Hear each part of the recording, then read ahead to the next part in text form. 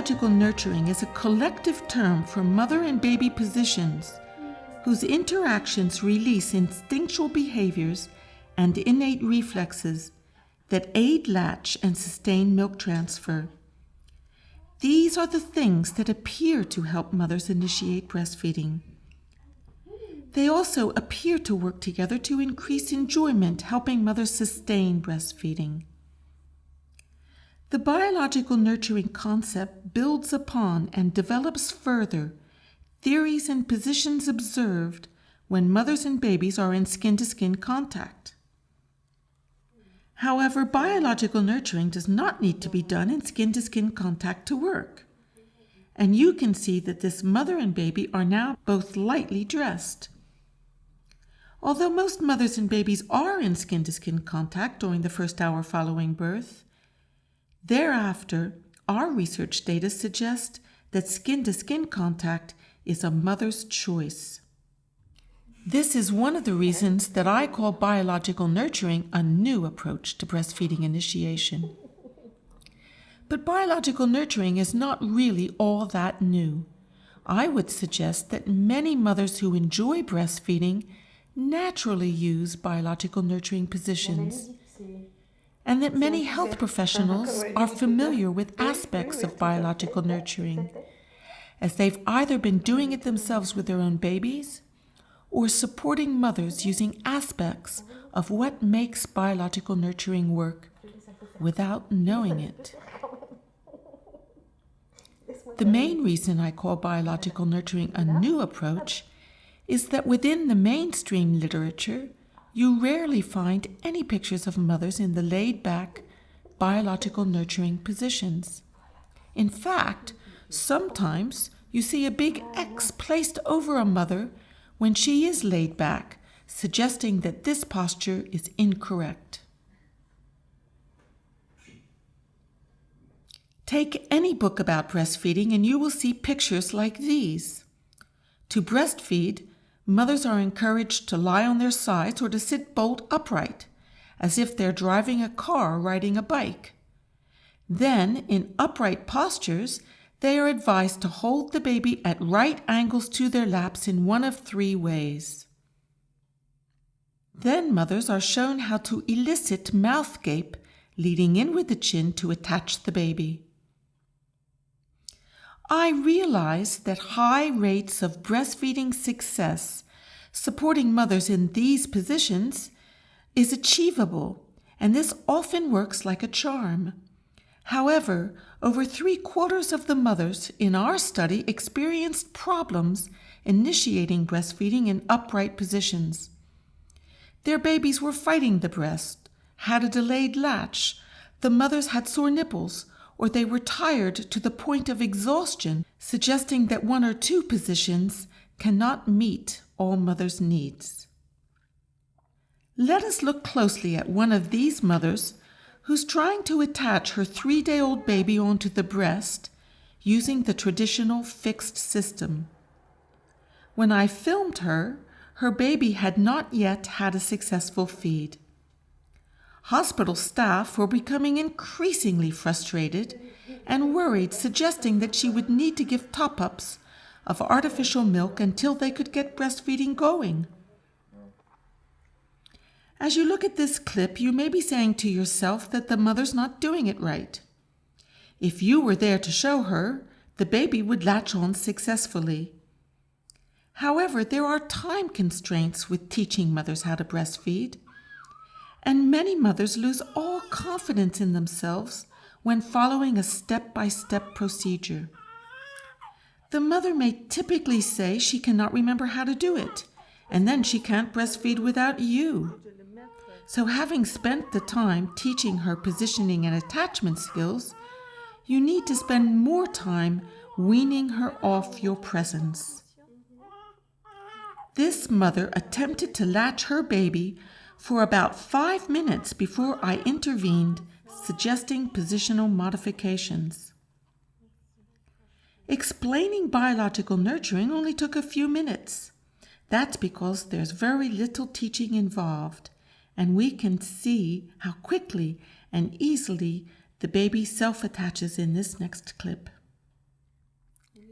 Like this mother, many say that breastfeeding does not feel natural.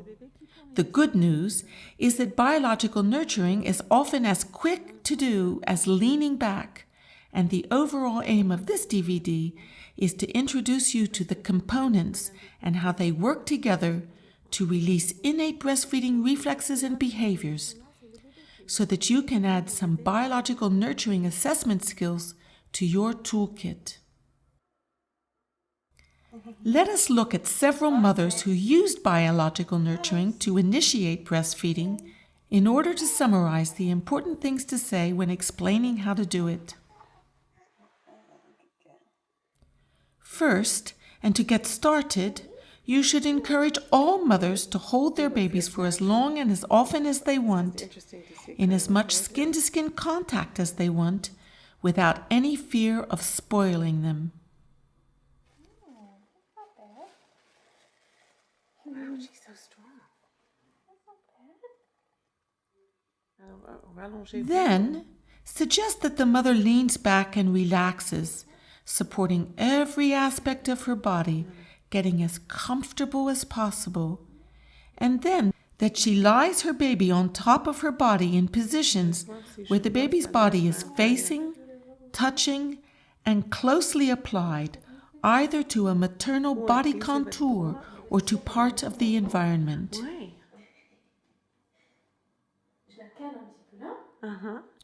When you look at any mother doing biological nurturing, she will be leaning backwards with every part of her body supported. She will not need to apply constant pressure to her baby's back, head, or neck. Her baby will be lying on top of her body at a slant, tilted up and against it, or lying prone. Not at right angles or vertically in front of her body, not parallel to her body. Health professionals often ask me about the role of the midwife, health visitor, or breastfeeding supporter in all this. The assessment of biological nurturing is quick and easy to do.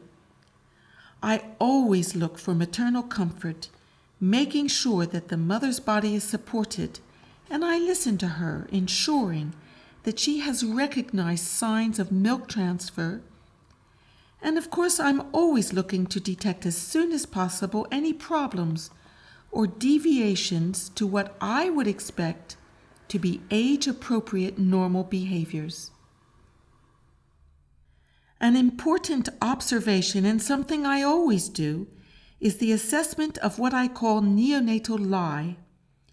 Borrowing the concept from how obstetricians and midwives assess the baby's position during pregnancy, I have redefined the term in the neonatal context, clarifying 3 positional directions that mothers can use to place their babies on top of their bodies.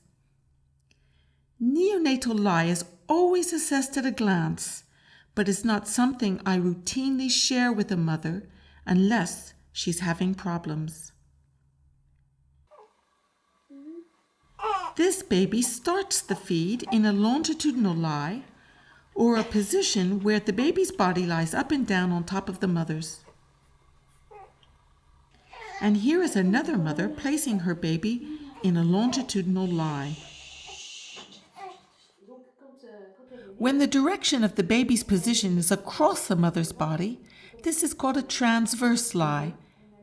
And this mother, who had a cesarean section, initiates breastfeeding using this position. In that way, she does not worry about the baby's leg movements brushing up against her wound. Here is another transverse lie that works well for mothers having a cesarean section.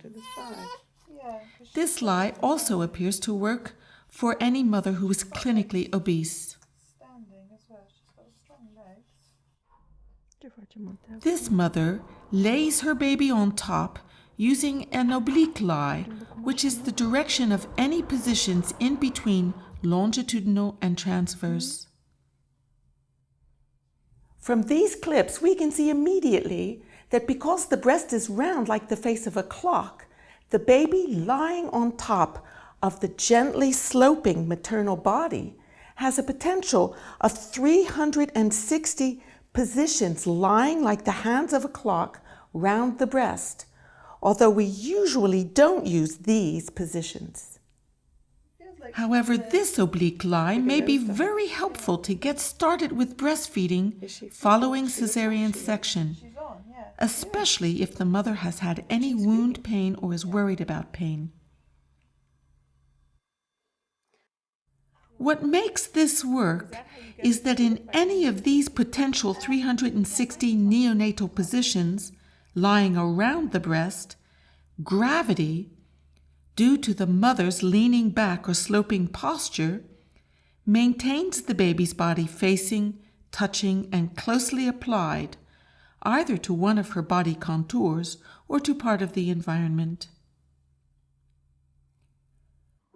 You can see that mothers do not need to hold their babies, applying pressure to the baby's head, neck, or back, although some mothers do provide a nest with their arms to contain the baby, and that means that they always have at least one hand free to stroke and groom.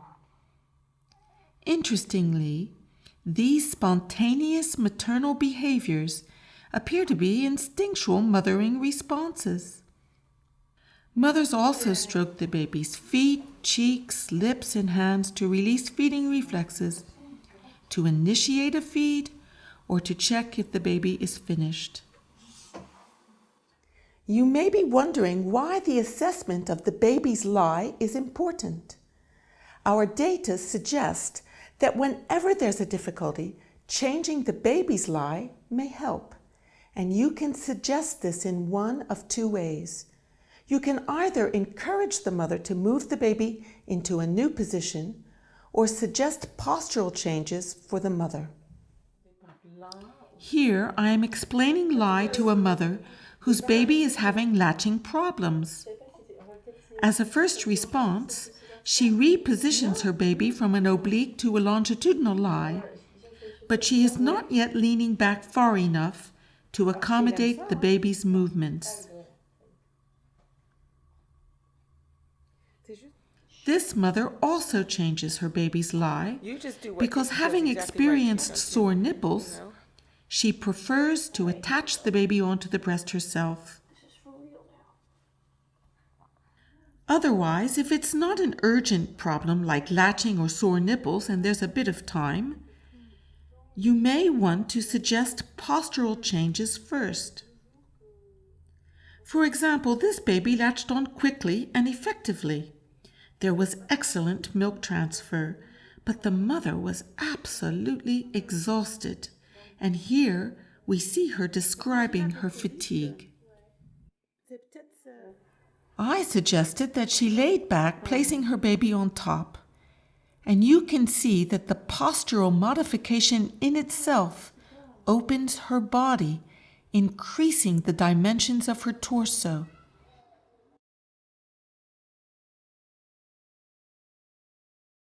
The baby goes from an almost transverse to an oblique, almost longitudinal lie, and the mother relaxes and looks like she's going to drift off to sleep. I have always been comfortable with the watch and wait approach, especially when there are no urgent problems. Babies will often maneuver themselves into the position where they can self-attach by making very slight modifications to their lie. And we can observe this baby having a characteristic pause in a longitudinal lie, and then a yawn, and a sweet interchange with her mother before she makes it over to the breast to latch.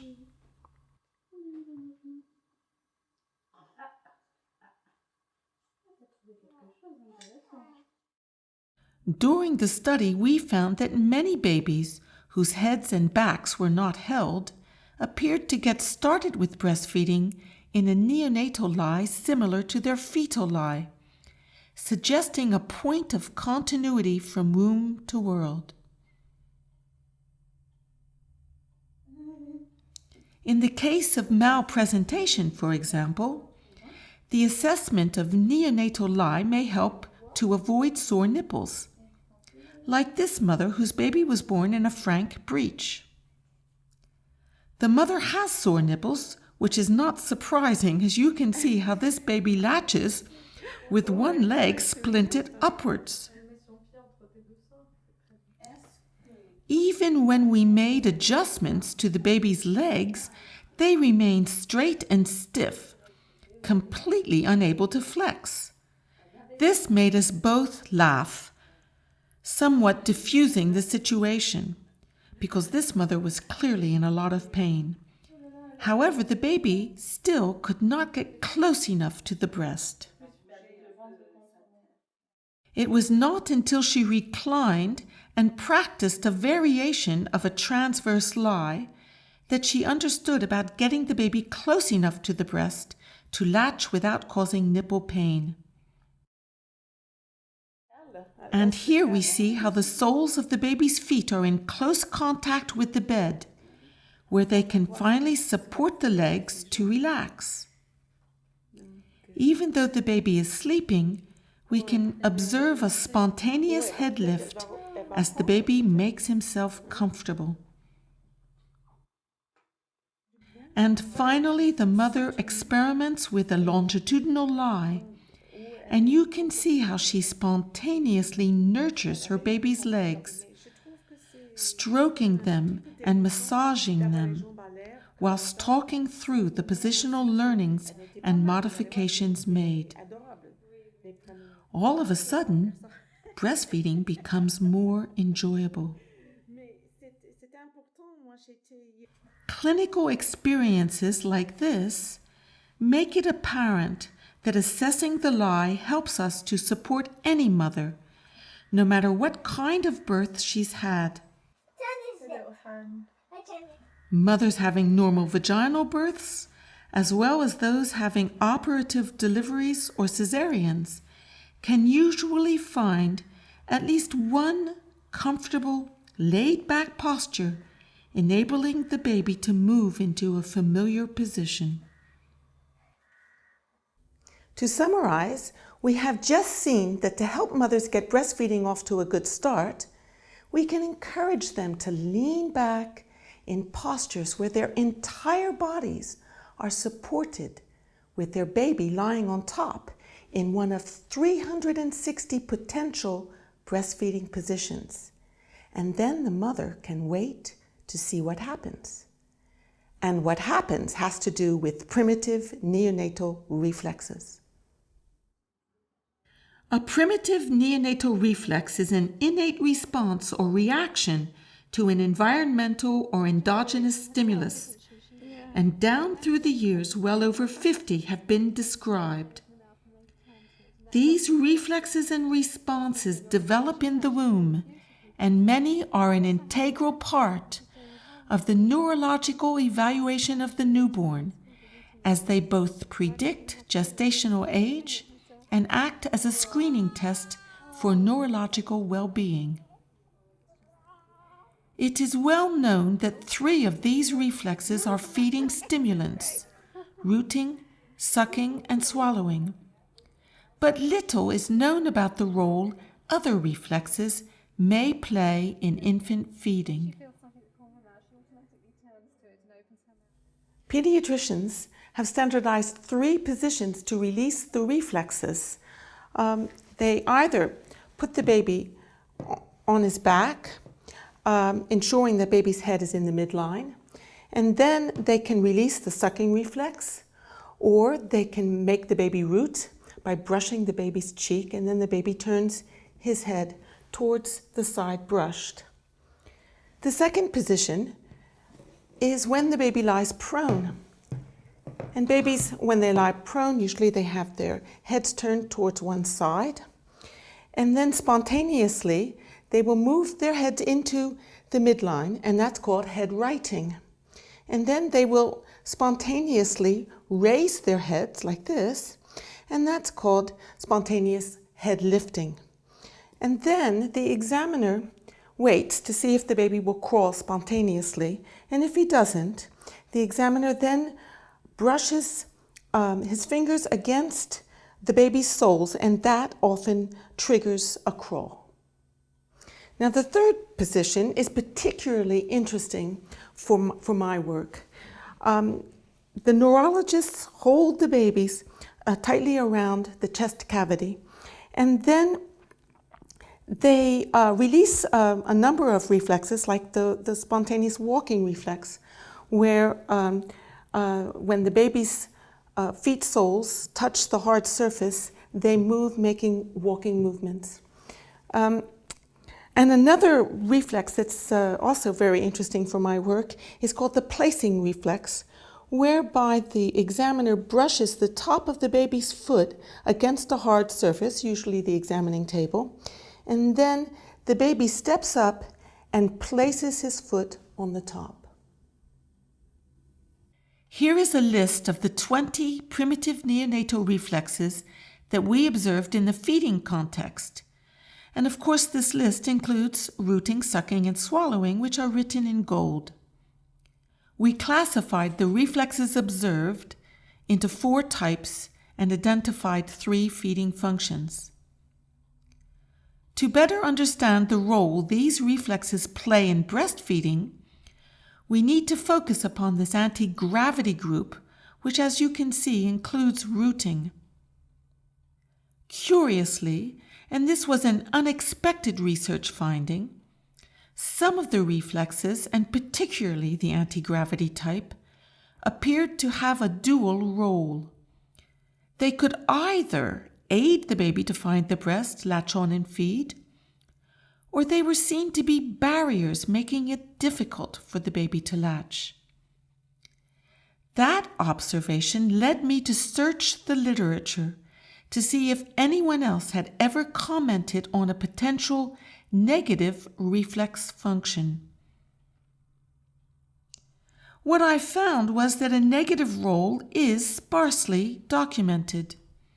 For example, Gunther, a well-known English obstetrician and breastfeeding expert, introduced the words latch refusal as early as 1954, and more recently, the Baby Friendly Initiative suggested that although mothers can perceive rooting as saying no to breastfeeding, it is normal behavior. Now let us look at this research clip illustrating these negative side-to-side movements described by Baby Friendly. The mother here is sitting upright, attempting to attach her 6-day-old baby to the breast as she has been taught, stimulating mouth gape, and then bringing her baby quickly to the breast, leading in with the chin. Again, some lactation consultants will say that she's not doing it right. And although that may be true, we must recognize that she's doing her version of what she's been taught. The baby's making these side-to-side or horizontal head movements that are a part of the rooting complex, but the baby cannot latch on. The mother said this happened a lot. She termed this playing with the breast, suggesting that he really wasn't interested in feeding. This baby had not fed for over 12 hours, and as you can see, has a touch of jaundice. Look at the energy this baby wastes trying to latch. These to and fro attempts lasted for over 5 minutes until I intervened with positional suggestions. Here we see a similar situation with a mother of a 3-day-old baby. Sometimes the side-to-side rooting movements are combined with arm cycles. Because this happens so often, we used to suggest swaddling to contain these innate reflexes. Now we suggest that the mother place her baby's arm around her own midriff. And of course, this action suppresses the reflex, at least on that one side, but the free arm can still make the cycling movements, enabling the baby to bring hand to mouth. When this happens, mothers often perceive that their baby is rejecting the breast. They might say, "My baby prefers sucking on his hand. I don't think he likes my milk," or "I don't think he likes breastfeeding." Sometimes the father or someone attending comes to the rescue and holds the baby's hand or arm, suppressing the cycling movements of the free arm.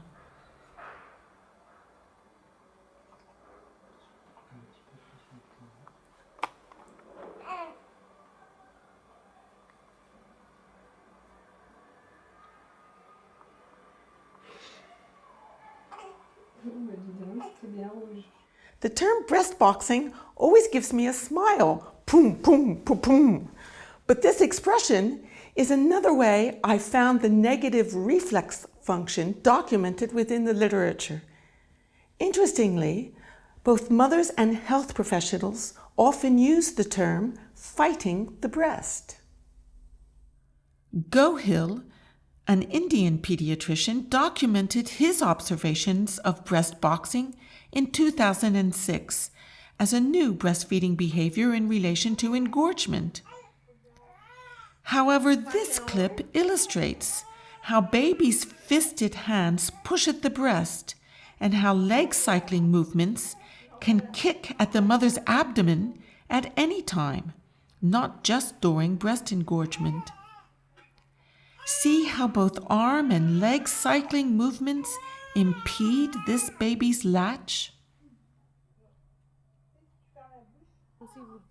Babies often have ragged nails, and we can observe the scratches on this mother's breast made by the baby's nails when the arm cycle reflex is released as a barrier to latch.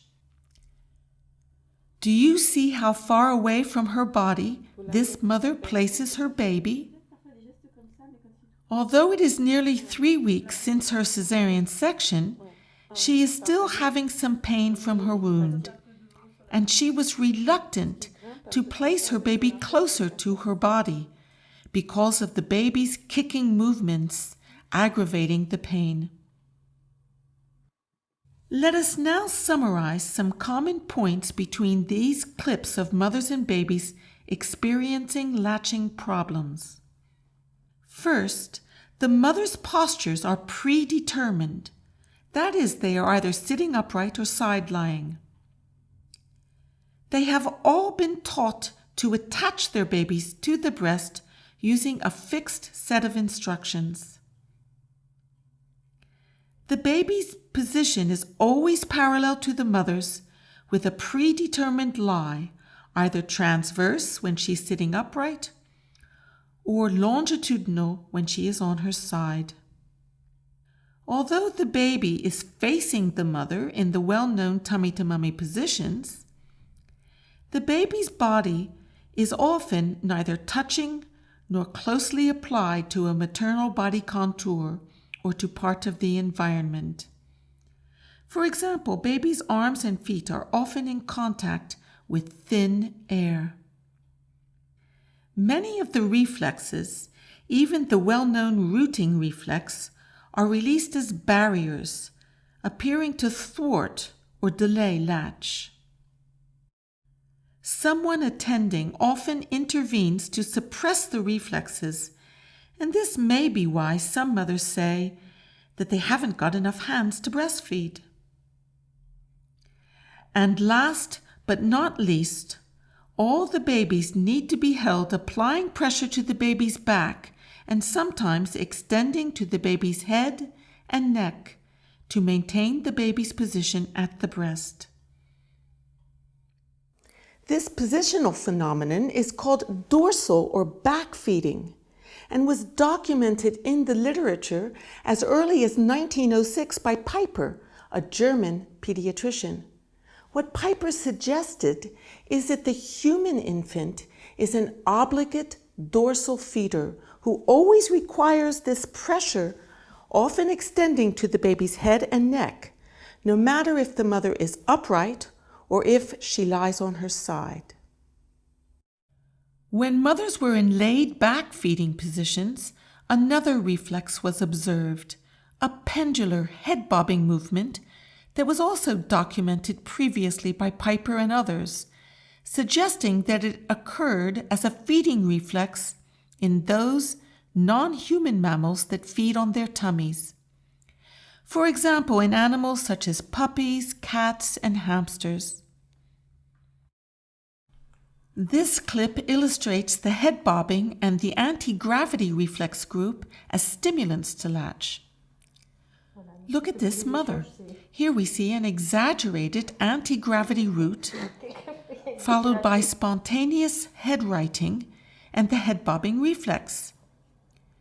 You can see that arm cycling is diminished, where the movement is contained against the mother's body, aided by gravity. This mother responds positively to hand-to-mouth reflexes as she spontaneously places the baby up her body, modifying the neonatal lie. See how this baby arm cycles as a feeding cue when the mother is upright, preparing for the feed. As soon as she leans back and places her baby on her body, the jerky arm cycling movements are contained, working with gravity, not against it.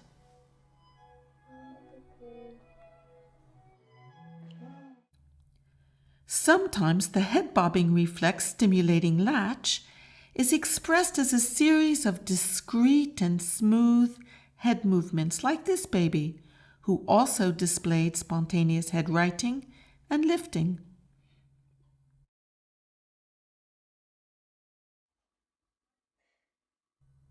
This 3-day-old baby also gave feeding cues in dorsal positions, but as soon as the mother laid back, these were reduced in number and amplitude, curbed by gravitational forces, and we only see one here as the baby spontaneously lifts her head.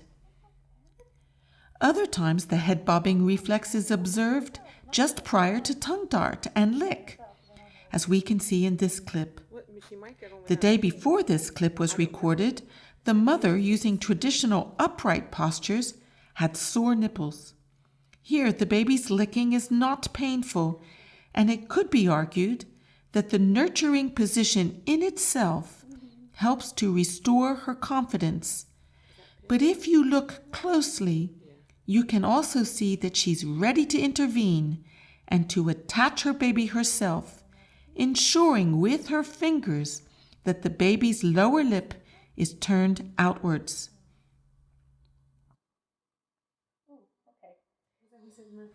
Now let us look at what happens when the body slope of the mother is not steep enough to use gravity positively. Then the pendular or head bobbing reflex can pull the baby away from the breast, as it does here. A summary of what these mothers have in common reveals the mechanisms of biological nurturing. The mother's postures are laid back, but there is no predetermined 1 or 2 correct angles of recline. What is important is that every part of her body is supported, and especially her head, neck, and shoulders. The baby's position is always on top of the mother's. The lie is not predetermined and can change from feed to feed or even during the same feed. Mothers do not apply pressure to the baby's back, neck, or head. Instead, gravitational forces maintain every frontal aspect of the baby's body facing, touching, and closely applied to the mother's body or to part of the environment. This includes the baby's arms, hands, thighs, feet tops, and extends to the soles of the baby's feet. Many of the babies self-attach, so there are no fixed latching instructions. Mothers also do it themselves, and there is usually no positional teaching required.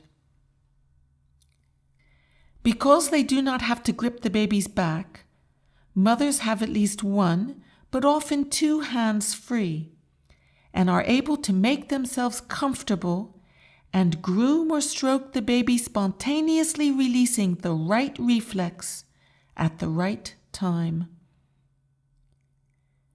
And last but not least, the reflexes are released as stimulants, appearing to aid the baby to self-attach or to indicate to the mother that the baby needs some guidance. Taken together, the positional interactions appear to release reciprocal and innate breastfeeding behaviors, where mothers exhibit many of the characteristics that researchers such as Jonas Moberg in Sweden associate with high oxytocic pulsatility. Look at these mothers appearing to have this hormonal rush. I call this phenomenon hormonal complexion. These are some of the things they have in common. They appear disconnected from the world. They have a characteristic smile or half smile. They may be flushed or have a glow. And they often look sleepy and relaxed. Research findings suggest that high oxytocic pulsatility on the second postnatal day is associated with an increase in breastfeeding duration. In other words, if I can get her to look like this on day 2, she has a greater likelihood to be breastfeeding at 6 weeks. In conclusion, we can say with a degree of certainty that human mothers and babies are extremely versatile, able to breastfeed effectively in a large number of positions. Facilitating biological nurturing during the time of initiation may help to sustain breastfeeding. In any case, over 20 years of static and low rates of breastfeeding continuance suggest that telling a mother how to do it will not always avoid problems.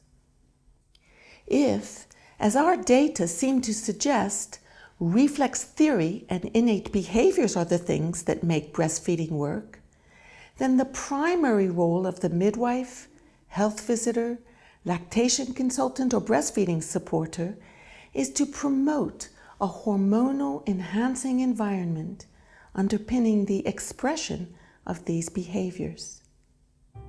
For many years, we have been somewhat unkind to mothers, suggesting that they don't have any breastfeeding instincts, without considering that teaching always stimulates neocortical activity or thinking. It's well known that thinking overrides instinctual behaviors. Perhaps it's time to encourage mothers to find a comfortable breastfeeding position and to trust their instincts and their babies.